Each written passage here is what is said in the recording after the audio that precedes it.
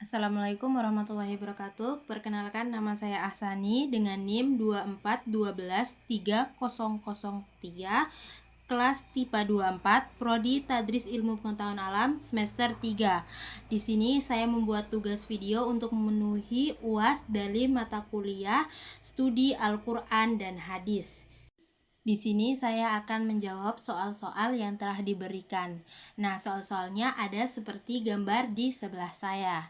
Yang pertama itu adalah: bacalah redaksi hadis di bawah ini dengan jelas, baik dan benar. Hadisnya adalah: Bismillahirrahmanirrahim. Haddatsana Muhammad bin Ala, haddatsana Abu Muawiyah, Anil A'mashi, an Amr bin Murrah, an Salimin, an Ummi Darda, an Abi Darda qala Rasulullah sallallahu alaihi wasallam, ala ukhbirukum bi afdala min darajati siyami was salati was sadaqah. Qalu bala. Qala islahu dhatil baini wa fasadu dhatil baini al-haliqah. Rawahu Abu Dawud. Yang artinya, Rasulullah Shallallahu Alaihi Wasallam bersabda, maukah kalian aku beritahu tentang sesuatu yang lebih utama derajatnya daripada derajat puasa, salat dan sedekah? Para sahabat menjawab, ya, tentu wahai Rasulullah. Beliau bersabda, yaitu memperbaiki hubungan di antara manusia dan merusak hubungan di antara manusia adalah al-haliqah, pencukur atau penghancur. Pertanyaan selanjutnya yaitu pertanyaan nomor 2. Dalam perspektif pendidikan karakter, pembelajaran apa yang terkandung dalam hadis di atas? Terangkan jawaban Anda secara ringkas. Nah, jawaban saya itu adalah pembelajaran karakter yang terkandung dalam hadis tersebut adalah pentingnya menjaga hubungan baik dan mendamaikan perselisihan. Maksudnya itu hadis tersebut menekankan bahwa perbaikan hubungan antara sesama manusia memiliki derajat yang lebih tinggi daripada ibadah puasa, sholat, dan sedekah. Ini mengajarkan nilai-nilai seperti empati dan kepedulian terhadap kondisi sosial. Kedua, tanggung jawab sosial untuk menjaga keharmonisan masyarakat. Nah, selanjutnya itu ada pentingnya perdamaian dan menghindari perpecahan yang disebut sebagai al-haliqah atau penghancur. Soal selanjutnya yaitu soal nomor 3. Dari aspek matan, apakah hadis di atas bertentangan dengan akal sehat serta ayat Al-Quran? Mengapa? Jelaskan jawaban Anda. Nah, menurut saya itu tidak. Hadis di atas tidak bertentangan dengan akal sehat maupun ayat Al-Quran.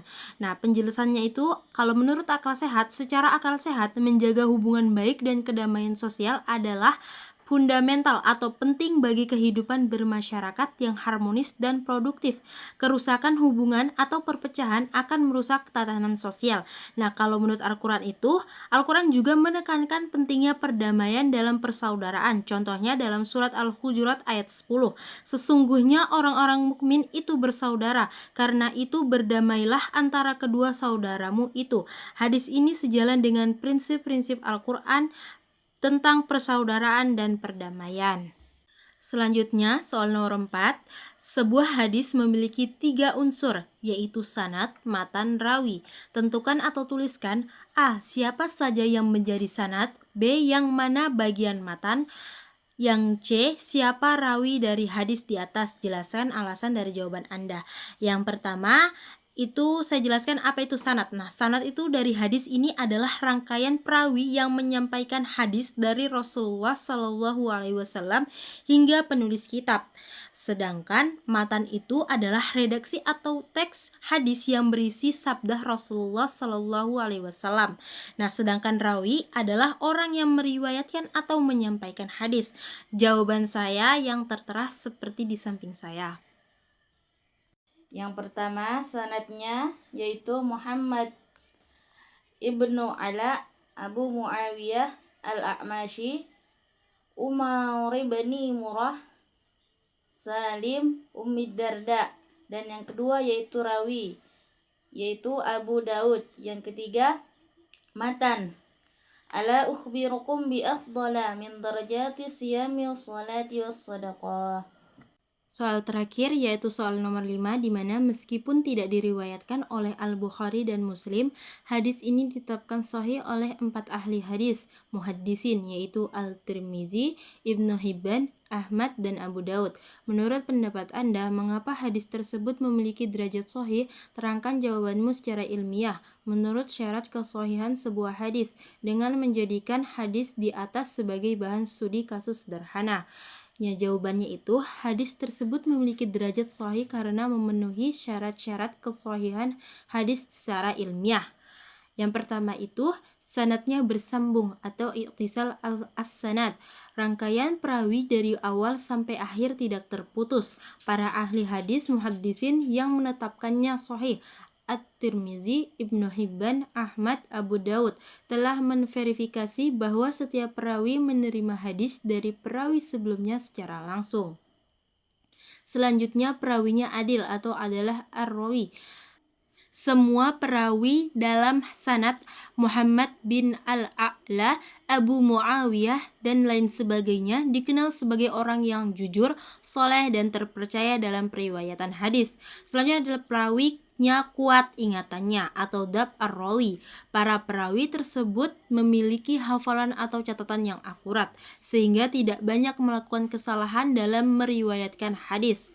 Nah, yang selanjutnya juga tidak ada kejanggalan atau syadz. Matan hadis ini tidak bertentangan dengan dalil yang lebih kuat atau pasti seperti Al-Quran atau hadis mutawatir seperti yang dijelaskan pada soal nomor 3 tadi. Yang selanjutnya jawabannya itu tidak ada cacat tersembunyi atau illah. Setelah diteliti secara mendalam oleh para ahli hadis, tidak ditemukan cacat tersembunyi yang dapat merusak keaslian hadis tersebut. Karena hadis ini memenuhi kelima syarat tersebut, para ahli hadis menetapkannya sebagai hadis yang sahih.